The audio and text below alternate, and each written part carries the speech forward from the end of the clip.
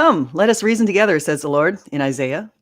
I'm going to review a portion of a video. Actually, I'm going to review the entire video, I should say, by Cosmic Skeptic. And Cosmic Skeptic is a person who lives in the UK, and he is non-Christian, and he likes to actively debate Christianity. And so in this portion, this little 7-minute portion of a debate, he talks about Jesus' resurrection, and he tries to provide evidence against it. Interestingly, the evidence he provides is non-substantive. So I will show you exactly what I'm talking about today. And so thank you so much for coming. Please, as we go into this, please like, subscribe, do come again. I always appreciate people who give me feedback. So please do that. Feel free to leave comments and hit the subscribe button. So here we go. Let's go ahead and listen to what Cosmic Skeptic has to say. The evidence that's been presented thus far, and admittedly we haven't had much time to go through it, has been biblical. And that's because the only evidence that there is available that can come close to proving the bodily resurrection of Christ is biblical. You have Okay, so the first assumption that Cosmic Skeptic is making here is that biblical evidence is insubmissible.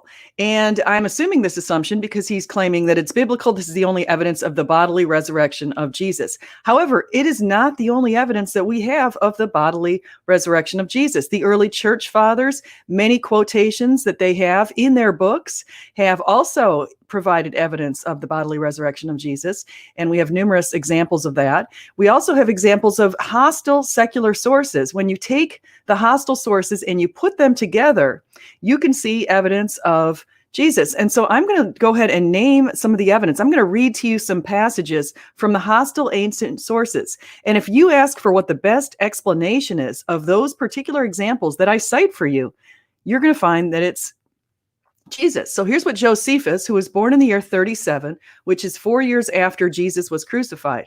He said, "At this time there was a wise man who was called Jesus. His conduct was good and he was known to be virtuous. And many people from among the Jews and other nations became his disciples. Pilate condemned him to be crucified and to die. And those who had become his disciples did not abandon his discipleship. They reported that he had appeared to them 3 days after his crucifixion and that he was alive. Accordingly, he was perhaps the Messiah concerning whom the prophets have recounted wonders." Okay, this is the non-contested portion of Josephus. There is another more contested portion of Josephus where people are saying that Josephus would not have said that, but that's what Josephus said. But we have 8 other secular sources. We have Tacitus. Here's what Tacitus says. And he was speaking of Nero, and he was speaking of the Great Fire in Rome around the year 64 AD. Consequently, to get rid of the report, Nero fastened the guilt and inflicted the most exquisite tortures on a class hated for their abominations, called Christians by the populace. Christus, from whom the name had its origin, suffered the extreme penalty during the reign of Tiberius, which was between 14 and 37, note, at the hands of one of our procurators, Pontius Pilatus, and he reigned between 26 and 37. And a most mischievous superstition, thus checked for the moment, again broke out, not only in Judea, the first source of the evil, but even in Rome, where all things hideous and shameful from every part of the world find their center and become popular. Now, Tacitus lived from 56 until 117 AD. Who else do we have who can give us some backing for some of the external sources who are also within the first 150 years of Jesus? Well, here's some more with what Tacitus said. "Mockery of every sort was added to their deaths. Covered with the skins of beasts, they were torn by dogs and perished, or were nailed to crosses, or were doomed to the flames and burnt, to serve as a mighty illumination when daylight had expired. Nero offered his gardens for the spectacle and was exhibiting a show in the circus while he mingled with the people in the dress of a charioteer or stood aloft on a car. Hence, even for criminals who deserved extreme or exemplary punishment, there arose a feeling of compassion, for it was not, as it seemed, for the public good, but to glut one man's cruelty that they were being destroyed." That's what Tacitus said. Pliny the Younger, who lived between 61 and 113, said, "Meanwhile, in the case of those who were denounced to me as Christians, I have observed the following procedure. I interrogated these as to whether they were Christians. Those who confessed I interrogated a second and a third time, threatening them with punishment. Those who persisted I ordered executed, for I had no doubt that, whatever the nature of their creed, stubbornness, and inflexible obstinacy, surely deserved to be punished." Now, Trajan also responded to him, so we've got evidence from that. Thales, who lived between 5 and 60 AD, and this is recorded by Africanus, said, on the whole world there pressed a most fearful darkness, and the rocks were rent by an earthquake. And he's speaking of the time of Jesus' crucifixion. And many places in Judea and other districts were thrown down. This darkness, Thales, in the third book of his history, calls, as appears to me without reason, an eclipse of the sun. Marabar Serapion, and he was born around 70 AD, said, what advantage did the Athenians gain from putting Socrates to death? Famine and plague came upon them as a judgment for their crime. What advantage did the men of Samos gain from burning Pythagoras? In a moment their land was covered with sand. What advantage did the Jews gain from executing their wise king? It was just after that their kingdom was abolished. God justly avenged these 3 wise men. The Athenians died of hunger. The Sameans were overwhelmed by the sea. The Jews ruined and driven from their land. Now, this happened in the year 70 AD by the Romans. In fact, the whole Jewish temple, the second temple, was destroyed at that point. And as you will recall I'll come back to that. But Socrates did not die for good. He lived on the teaching of Plato. Pythagoras did not die for good. He lived on in the statue of Hera. Nor did the wise king die for good. He lived on in the teaching which he had given. Note, by 313 AD, when Constantine finally legalized Christianity, between 5 and 6 million people were following the faith. You will note from Malachi 3:1, that was what I was trying to recall, Malachi 3:1 said that the Anointed One was going to appear in the temple. So if the temple's destroyed in 70 AD, we have a certain timeline to when exactly he was going to appear. Had to be prior to 70 AD. Lucian, who was born in 115 and died in 200, said the Christians, worship a man to this day, the distinguished personage who introduced their novel rites and was crucified on that account. You see, these misguided creatures start with a general conviction that they are immortal for all time, which explains the contempt of death and voluntary self-devotion, which are so common among them. And then it was impressed on them by their original lawgiver that they are all brothers. From the moment they are converted and deny the gods of Greece and worship the crucified sage and live after his laws, all this they take quite on faith, with the result that they despise all worldly goods, regarding them merely as common property. Celsus, who wrote in the late 2nd century, Celsus accuses Jesus of having invented his birth from a virgin and upbraids him with being born in a certain Jewish village of a poor woman of the country, who gained her subsistence by spinning, and who was turned out of doors by her husband, a carpenter by trade, because she was convicted of adultery, that after being driven away by her husband and wandering about for a time, she disgracefully gave birth to Jesus, an illegitimate child, who, having hired himself out as servant in Egypt on account of his poverty, and having there acquired some miraculous powers on which the Egyptians greatly pride themselves, returned to his own country, highly elated on account of them, and by means of these proclaimed himself a god. Suetonius, who was born around 75 AD, said, as the Jews were making constant disturbances at the instigation of Christus, he expelled them from Rome. Okay, we also have Phlegon, who, this is documented by Origen. Now, Phlegon, and this is, he was born in the year 80 AD. Now, Phlegon, in the 13th or 14th book, I think, of his chronicles, not only ascribed to Jesus a knowledge of future events, although failing in confusion about some corresponded to his predictions, some things which refer to Peter as if they refer to Jesus, but also testified that the result corresponded to his predictions, so that he also, by these very admissions regarding foreknowledge, as if against his will, expressed his opinion that the doctrines taught by the fathers of our system were not devoid of divine power. Okay, so he gave some other information. We've also got the Babylonian Talmud.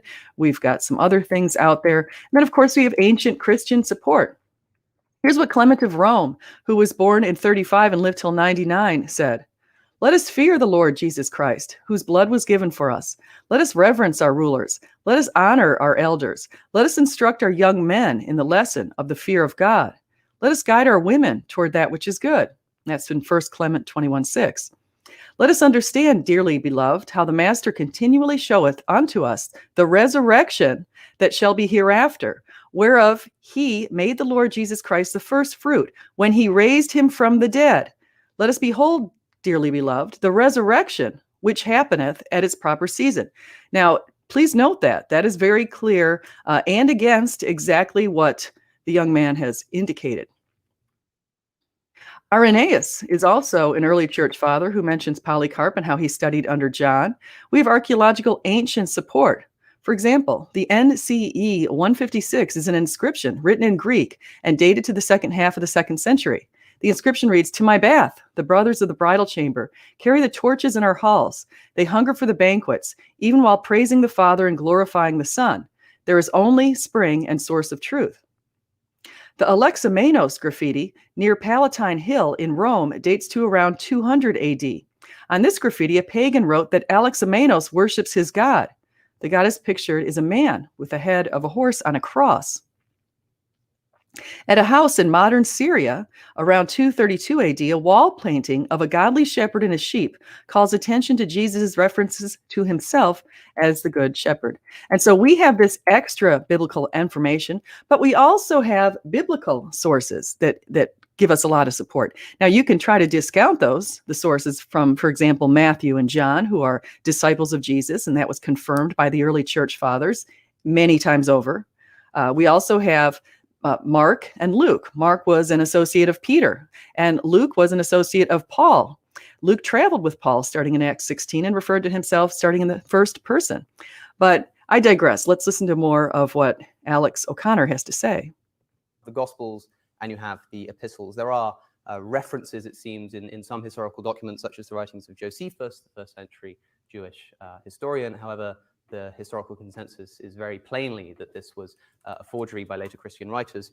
It's very clear that Josephus wouldn't have written about Jesus rising from the dead and being Christ as a Jew. So what Josephus did write was that the people were following Jesus, and they said that he had risen from the dead. That's the portion that I read. Now, there is a portion that goes beyond that in Josephus that I didn't read because I think there is some scholarly questions, and it might be dubious. Jew. So the vast majority of historians reject that out of hand. In fact, Christian historians too, and they don't use it for that reason. So we're left with just the Gospels and the epistles. Now, the Gospels, of course, were written a generation or two after the events that they portray, and it's very easy to see how stories can adapt. The Gospels were written a generation or two after the stories they portray. Now, that is contested, okay? Here's why we think that this is erroneous in cosmic skeptics' mind. What is going on is we look at the book of Acts, and we know that Acts was written by Luke, and Acts was written after the book of Luke. We have Luke telling us that himself in his dear letter to Theophilus. And so what Luke says is he took care to produce an orderly account after having met with many eyewitnesses. He puts that together. He also says that in the book of Acts, it primarily covers two major characters, Paul and Peter. Peter, as you know, is the rock of Christ, and Paul was Christ's disciple who came to Christ after persecuting Christians in the early church. In fact, the story of Paul itself is quite compelling. If you look at Paul, he was on the road to Damascus, ready to slaughter Christians, to round them up and throw them in prison. He stood at the feet of St. Stephen, watching St. Stephen get stoned for his Christianity. He approved of all of these kind of actions. Suddenly, Jesus appeared to him, and a true change came about in Paul. He was blinded for a few days. He fasted and he prayed, and he came to understand how his Jewish beliefs and all of the prophecies in the Old Testament had been fulfilled in Jesus. For example, Isaiah 53, which prophesied that he would be pierced for our transgressions. Psalm 22, that prophesied that his hands and his feet would be pierced, and the bulls of Bashan would surround him and divide up his clothes. Zechariah 12:10 also portended that his hands and his feet would be pierced. Okay, they didn't even have the resurrection as a means of execution during the time when these books were written. Hundreds of years later, the Persians invented that means of persecution, and the Romans perfected it. We also know that in the book of Acts, because Peter and Paul are the major characters, we should expect that we would see their martyrdoms listed, but we don't. We don't see that, which would indicate that the book of Acts is written prior to Peter and Paul's martyrdoms. It wasn't as if the author, Luke, would have wasn't going to give us any listings of martyrdoms. He talked about Peter's martyrdom, and he also talked about James, the brother of John's martyrdom. But he did not mention the martyrdoms of Peter, which we think was crucified upside down in Rome, and Paul, which we think was beheaded by Nero. Now, we have early church father support for that. We've also got a lot of support from people such as Sean McDowell, who's written a book on that kind of thing. So they were martyred. It's not listed in Acts, which would tell us that Acts was written prior to their martyrdoms. Again, their martyrdoms occurred in the years right around the year 64 AD. So what does that mean? That means that Luke was written prior, and scholarly consensus is that Matthew and Mark was written prior to Luke. So Matthew, Mark, and Luke all were early dating. Now, John might have been written a bit later, but what's interesting is none of these accounts, none of the gospel accounts, nor Paul's accounts, and we know, of course, Paul's he wrote at least 7 of the 13 books in the New Testament. We know that Paul's accounts had to be written prior to his beheading. Certainly that has to be true, correct? So his beheading occurred around 64, therefore his accounts had to be written prior to 64.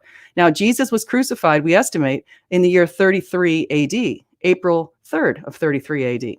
And if Jesus was crucified at that point, and most of the books were written prior to 64 AD, that is certainly not 2 generations away.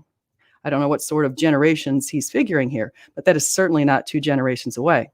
Interestingly, nothing in the New Testament mentions anything about the year 70 AD and the Roman collapse, how the Romans collapsed Jerusalem, I should say. I want to say hi as I look over here to Jamie Russell. Good morning, Ghostlight. Great to see you. And so we've got some great stuff here. So let's listen to more of what Cosmic Skeptic says. So far, we've discounted everything Cosmic Skeptic has said, and we're going to continue doing that. He's going to get into Romulus and Remus in just a moment, which is the most absurd. Anyway, I digress. Here we go. Over that kind of time, one thing that we have to be careful of is to ensure that we are providing a sufficient level of justification for the severity of the claim. Now, he's making a good argument. We are claiming that Jesus is the Son of God, risen, the risen Savior. Now, do we have ancient support for that? Historians are pretty excited if they have 2 sources of ancient support for any sort of historical event. We have no less than 42 sources within 150 years that point to Jesus and support the ideas of his ministry, the New Testament, the crucifixion, the resurrection. 9 of these sources I already read to you. Those are the extra biblical hostile sources. And we also have 33 Christian sources. Some are in the Bible, some are outside of the Bible. But all of these support the resurrection events or events surrounding the resurrection or Jesus' ministry, Jesus' character. They support various aspects of Jesus' life. If I were trying to prove a simple historical claim that that Jesus Christ existed, for instance, it probably wouldn't take too much.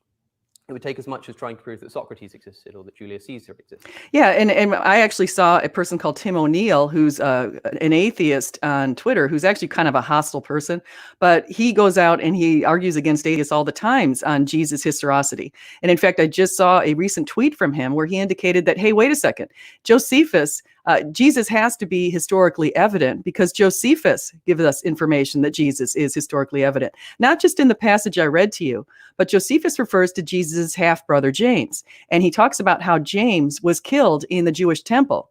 James, after he witnessed Jesus, as we note in 1 Corinthians 15, which is a very early creed, 1 Corinthians 15 said Jesus appeared to Peter, then to the 12, then to 500, then to James, then to Paul. And he appeared over a period of 40 days in multiple ways, inside, outside. He appeared to individuals. He appeared in groups. He ate with his disciples. He had a bodily appearance to these people. And it was reported in 1 Corinthians 15, which is an early Christian creed, that even atheists and agnostics acknowledged was written within 5 years of Jesus' crucifixion.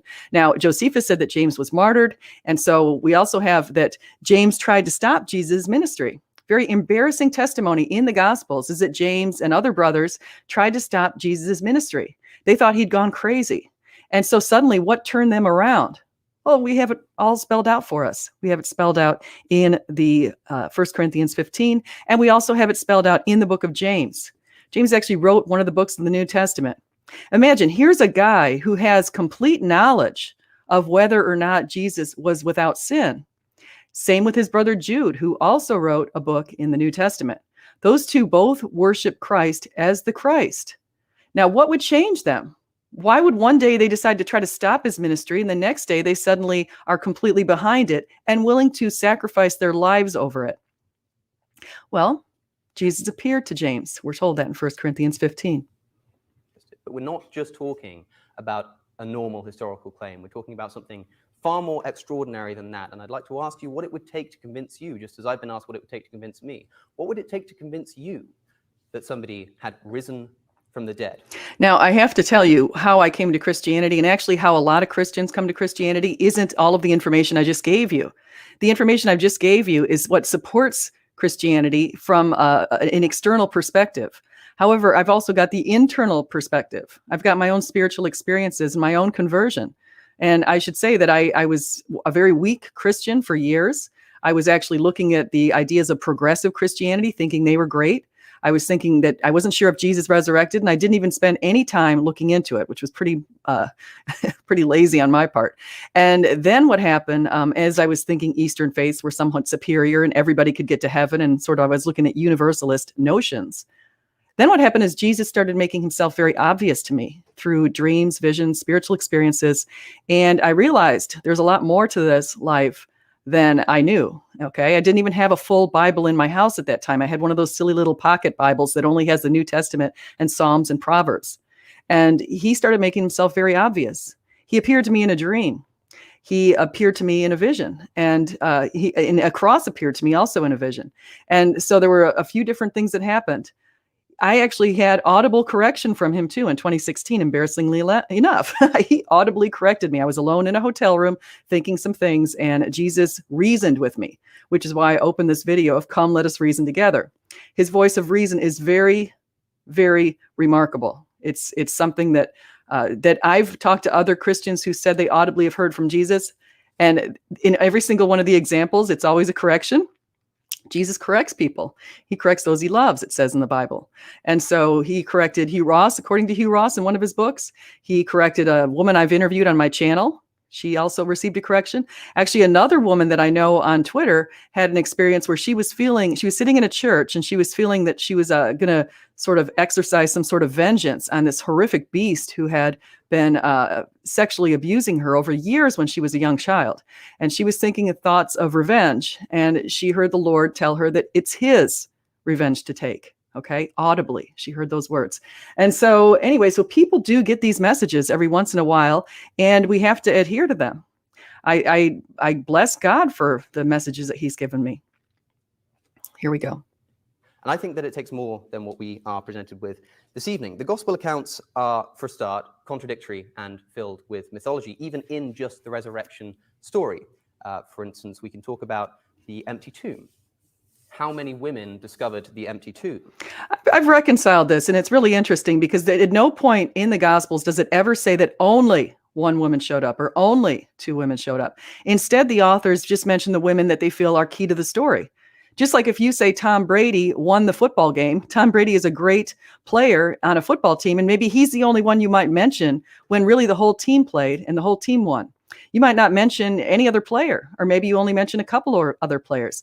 So actually what can happen is a lot of people do this really irrational thing with the Gospels. And what they do is they try to lock the events in time. Like they'll say, oh, who appeared at the cross of Jesus? Well, it was a period of time, okay? It wasn't that people were frozen in a certain place at the foot of Jesus, okay? At the foot of Jesus, we know that the women disciples were there, and we know that John was there. Only in John's gospel does it mention that John was there. We know that from the four gospels that various women appeared at the tomb. Mary Magdalene was the first one to see Jesus, but she had come first. First she came to the tomb, and she came with other women, and they encountered an angel.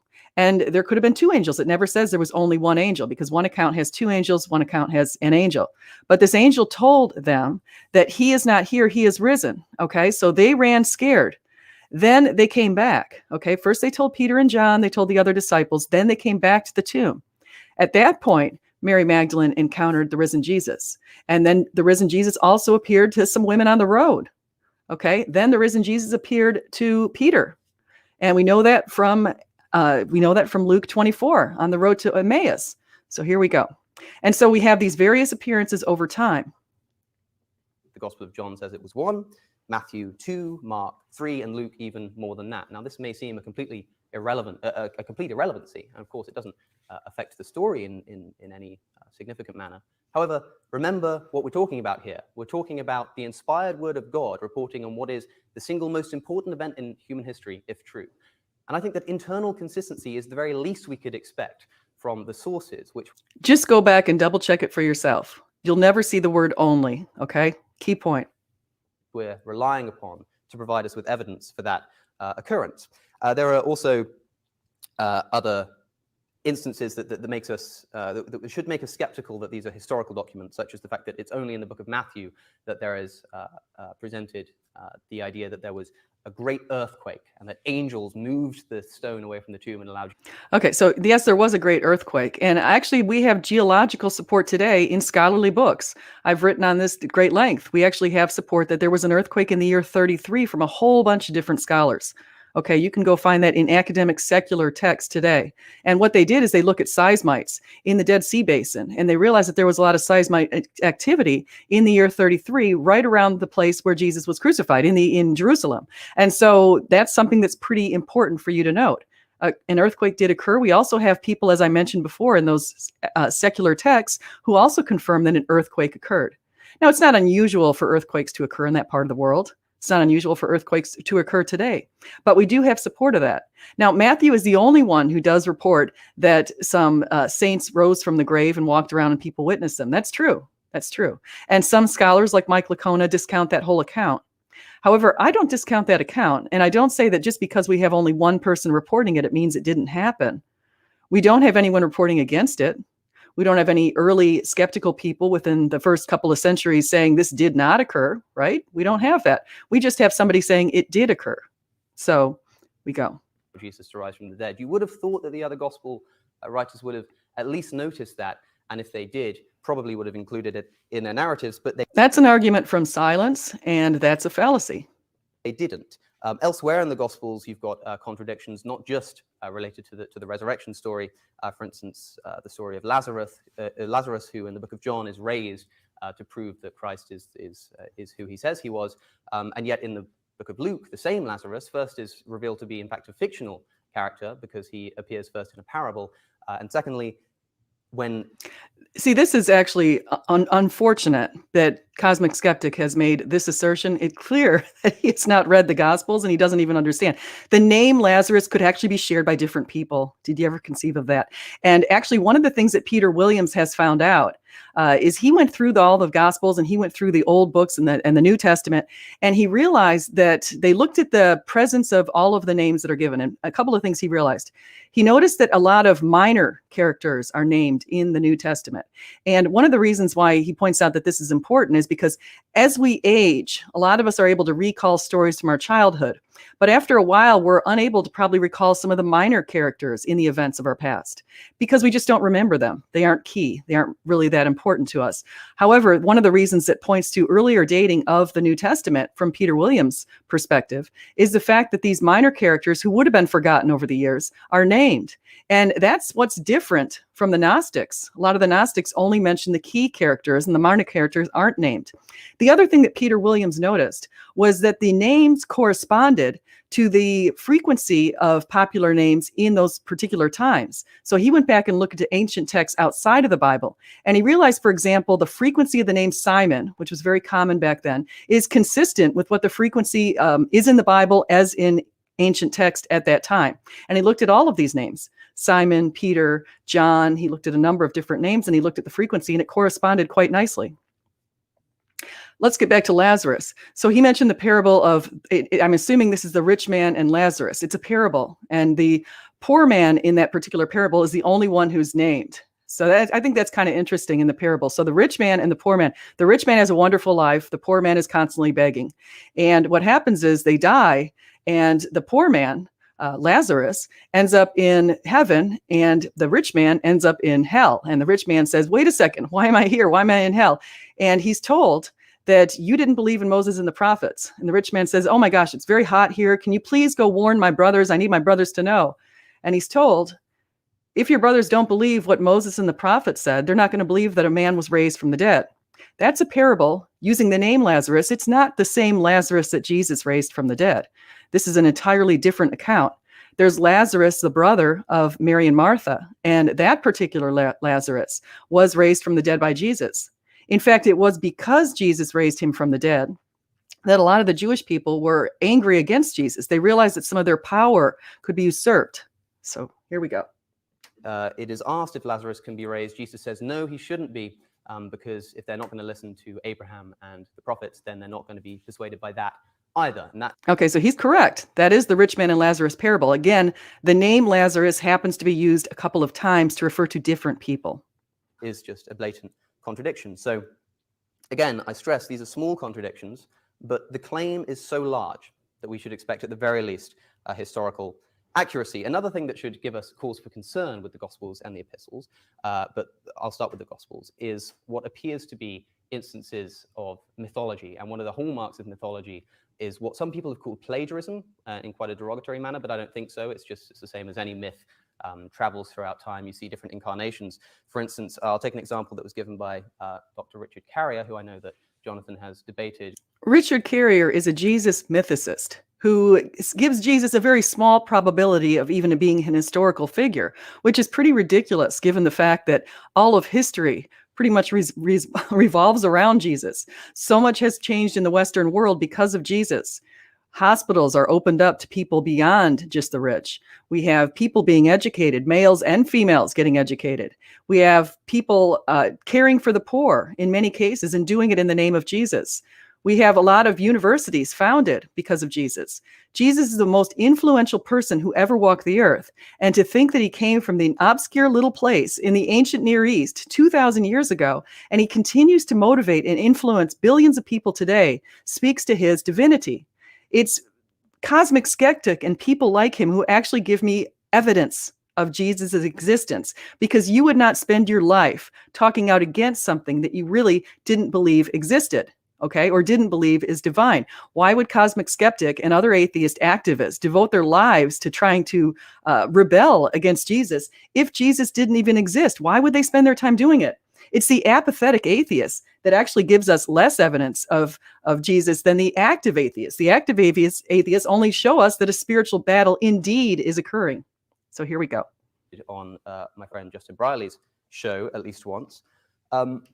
He points out that in the book of Luke, there's a story of Cleopas who travels from Jerusalem to Emmaus, and upon that road, just after the body of Christ has disappeared, and when on that road, Christ appears and reveals the secrets of the kingdom, and Cleopas goes and tells everybody. Now, conveniently, Cleopas means tell all or proclaim.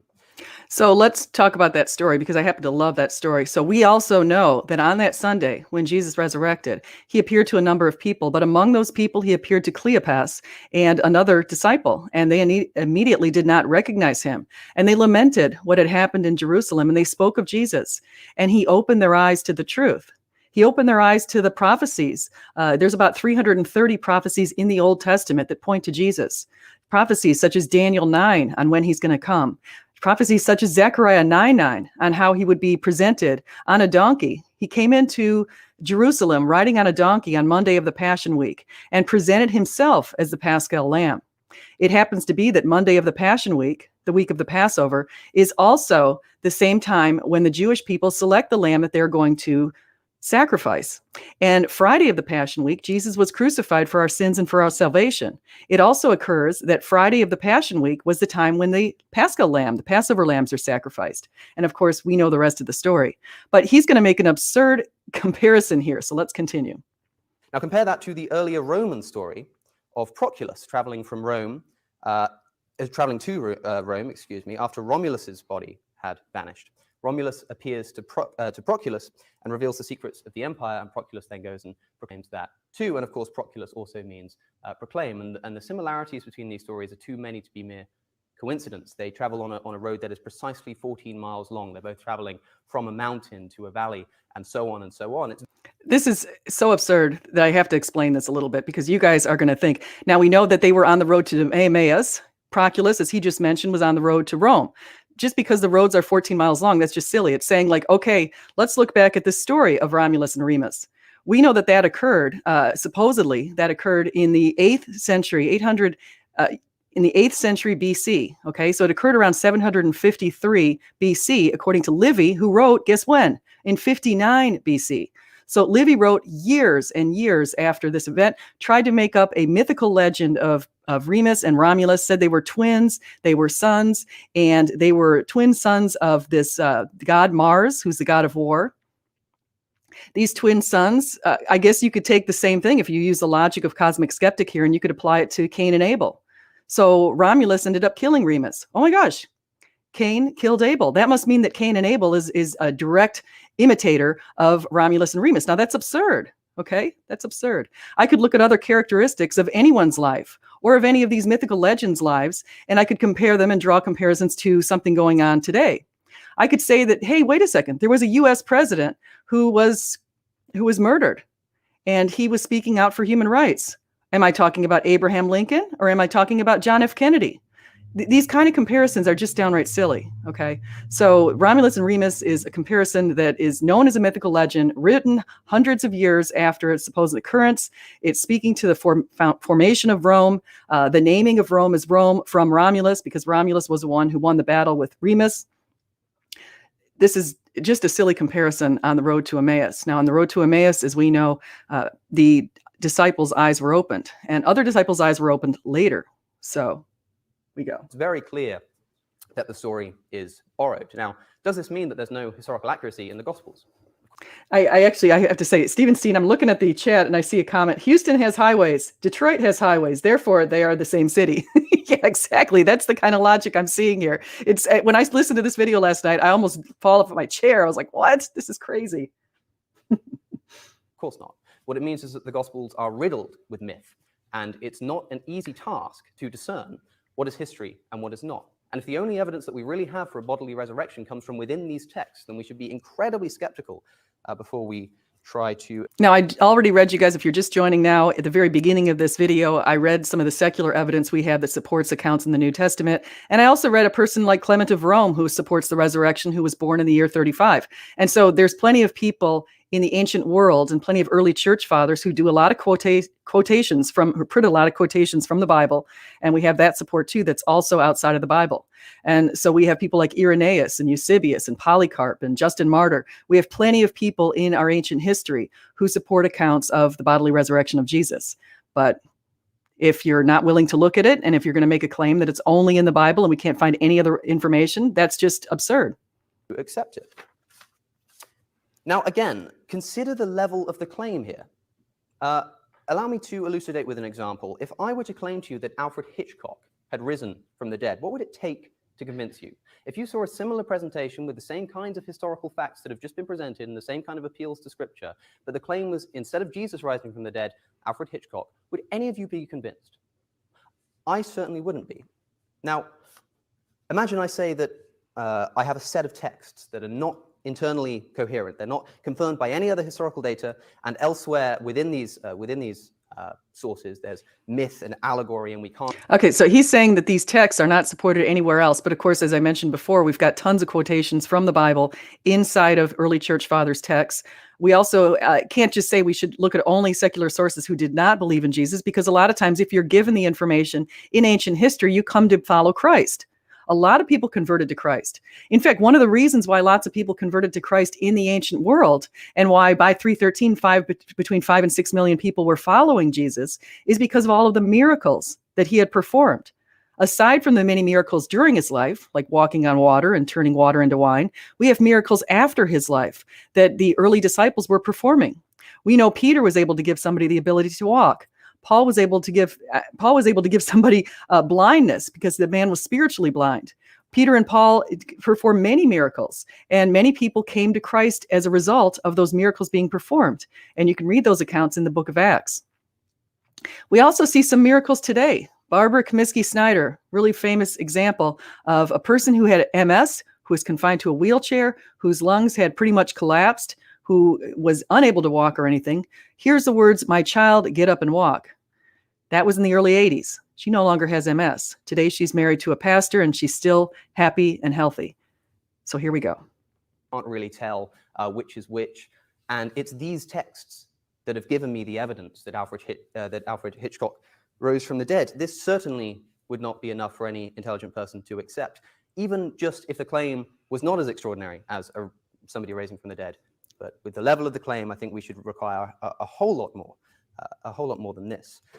Imagine you found a book on nutrition, and it contained a similar level of inaccuracies. The chapters contradict each other, and you become... I have to mention something that Hugh Ross has also mentioned. He's noticed that we have no provable contradictions in the Bible.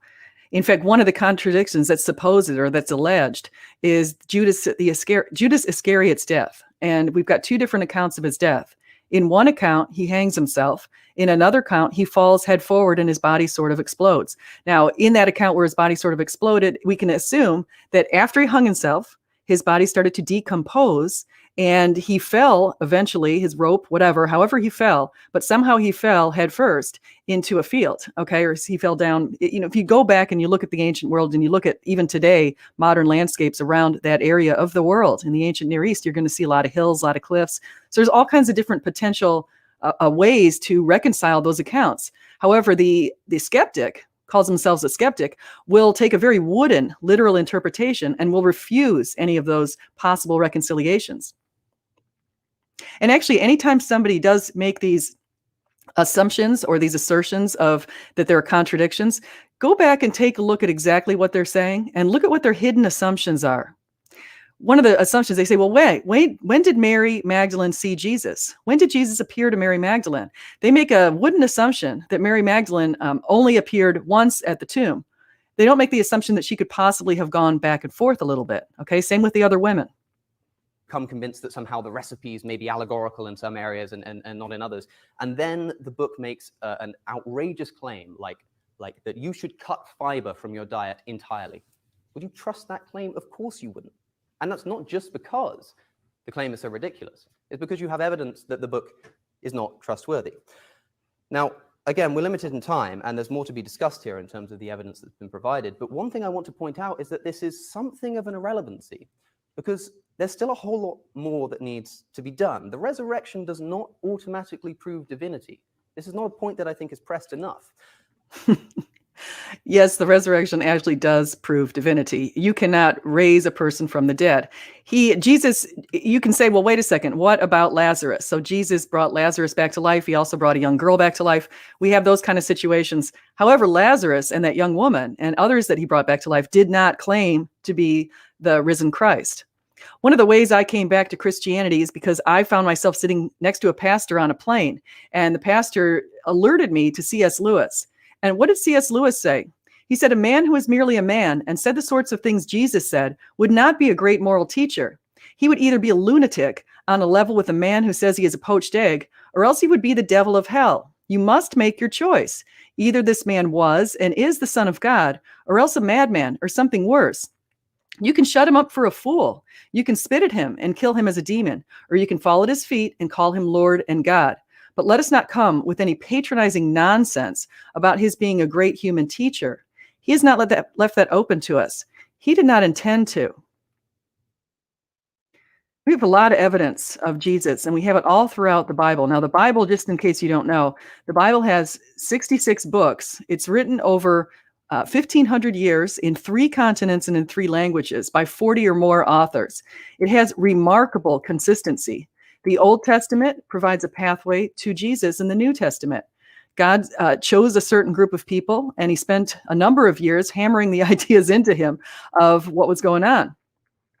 Theories to refute the resurrection are without merit. So there's one theory that Jesus faked his death. That's called the Swoon Theory. We have no ancient evidence to support that. And it also fails to explain the change in the apostles. Why people like Peter, who had denied Jesus, or Paul, who was persecuting Christians, or James, who tried to stop Jesus' ministry, why they suddenly converted. Some people have even posited that Jesus had a twin who came back to life, but we have no ancient evidence to support that. Some posit that he was buried in a mass grave. No ancient evidence. Okay, we've got ancient evidence saying that the Jewish people had concocted a plan to figure out and say that the apostles had stolen the body. So there's no ancient evidence to assert this idea of being buried in a mass grave. And 1 Corinthians 15 is an early creed that also refutes that. Some say the disciples stole the body. Well, there's no body. And also that theory doesn't explain the change in the apostles. Some say that there was a mass hallucination, or that there were individual hallucinations, like one person had a hallucination, then another one, then another one, then another one. That is just extraordinary. You're piecing together a bunch of different hypotheses when we should use Occam's razor and pick the most simple solution to the evidence we have. Furthermore, mass hallucinations are like dreams. They're internal. You can't share them. Some say the disciples conspired, but what did they get out of it? They didn't get sex. They didn't get power. They didn't get money. They didn't get anything. In fact, they risked their lives. Paul recounts many times when he was beaten, he was tortured, all sorts of bad things happened to him. He was jailed. And as we know, many of them were martyred. And some would say, well, miracles aren't possible. It's just not possible. We have examples today of miracles occurring. I've had people on my channel like Cel Cordova and Susan Slam RN who report miracles in their own lives. And so we do see that kind of thing. And so we have to take a look at those things. If we see a violation of laws of nature, which is the case with Jesus' resurrection, that by definition is a miracle. And so for him to say that if a man can come back after 3 days who had asserted that he is the Son of Man, and you will see the Son of Man sitting at the right hand of the Mighty One and coming in the clouds of heaven, if we have that, then it follows that that he is divine. Okay, and so what else do we have from that sort of thing? So we also have some other pretty interesting evidence. Let me just get to one more thing I want to mention here. We also have ancient sources saying, well, here's what Gamaliel, I can't say the name very well, Gamaliel. So a teacher of the law stood up in the Sanhedrin, men of Israel, carefully consider what you intend to do to these men. Some time ago, Theudas appeared, claiming to be somebody, and about 400 men rallied to him. He was killed, all his followers dispersed, and it came to nothing. After him, Judas. Therefore, in the present case, I advise you, leave these men alone. Let them go, for if their purpose or activity is of human origin, it will fail. But if it is from God, you will not be able to stop these men. You will only find yourselves fighting against God. Now, one of the things that people also should note is something that Chuck Colson said. He was talking about Watergate and on the early Christian martyrs. And he said, I know the resurrection is a fact, and Watergate proved it to me. How? Because 12 men testified that they had seen Jesus raised from the dead. Then they proclaimed that truth for 40 years, never once denying it. Everyone was beaten, tortured, stoned, and put in prison. They would not have endured that if it weren't true. Watergate embroiled 12 of the most powerful men in the world, and they couldn't keep alive for 3 weeks. You're telling me 12 apostles could keep alive for 40 years? See that? Now, what's going on? What did the ancient Jews actually think? They realized that there were two types of Messiah, as they report themselves in the Sanhedrin 97a and 97b and 98a and 98b. Actually, let me get to the... So it says right here in 98a, here's where we see. Our Alexandra said, our Joshua B. Levi pointed out a contradiction. Now, this is right from the Jewish books, the Sanhedrin and the Babylonian Talmud, 98a. In its time, it is written, in its time, and I'm putting in parentheses here, will the Messiah come? Whilst it is also written, I, the Lord, will hasten it. If they are worthy, I will hasten it. If not, he will come in due time. Our Alexandria said, our Joshua opposed 2 verses. It is written, and behold, one like the Son of Man came with the clouds of heaven. Whilst it is written, behold, thy king will come unto thee, lowly, and riding upon an ass. If they are meritorious, he will come with the clouds of heaven. If not, lowly and riding upon an ass. And so we know that they must not have been meritorious. We have 2 types of Jesus. We have the type that arrived during the 1st century, and we have the type that we expect coming in the clouds of heaven and sitting at the right hand of the Mighty One. These are direct references to Daniel 7, which is coming in the clouds of heaven, and to Zechariah 9:9. So what else does Cosmic Skeptic have to say here? For instance, let me give you an example. Imagine I were to say to you that rape is sometimes permissible if the victim is attractive enough. What would you think of me if I said such an awful thing? You'd think I was some kind of moral monster. But then I say, oh, no, sorry, I forgot to mention, I rose from the dead the other day. Are you going to be any more convinced by my moral claim? I don't think so. And this is even if I were to prove that I'd risen from the dead. If I say, yeah, you should trust my moral claims, and you should trust my extraordinary historical claims and truth claims, if I claim that the earth is flat or whatever it may be, simply on the basis of the fact that I rose from the dead, I don't think you'd be all too convinced. And that's even if I was able to prove to you that I had risen from the dead. What we're dealing with is not just a case where we know someone's risen from the dead, but where we have maybe some good reason, maybe not to believe that he might have risen from the dead. And all that we have to support that is something along the lines of, well, the disciples seemed to think so. According to whom? Well, of course, according to the gospel. That's a question I'd also like to ask Jonathan, is if you have any extra biblical evidence. And by extra, I don't mean extra biblical, please. I mean extra biblical evidence. Okay, so that's the end of this sort of thing. So let me just get away from that for a second. I'm going to come back into the chat. So we have, as we can sum up right here, we have the support that he wants that's outside of the Bible. We have 42 sources within 150 years, 9 secular hostile sources, and 33 Christian sources. These are both inside and outside of the Bible. And so we have a lot of good evidence. And so we also have we have reason to support Jesus' resurrection. And I think what he's trying to allege is that there's some sort of immorality going on.